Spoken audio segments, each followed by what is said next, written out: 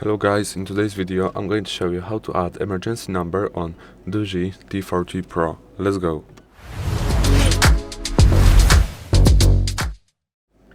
Okay guys, so what we are gonna do is we are gonna go to settings, then scroll down all the way down and click here safety and emergency, and here emergency contacts, add contact, and you select the contact you want.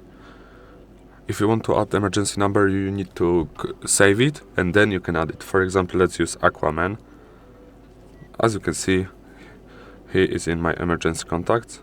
I also can add dog, and if I don't want Aquaman, I can remove it down. That's the dog is the main emergency number. He's gonna be the first one to call.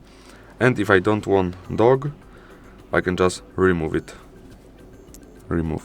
Thank you guys for watching. Have a good day and goodbye.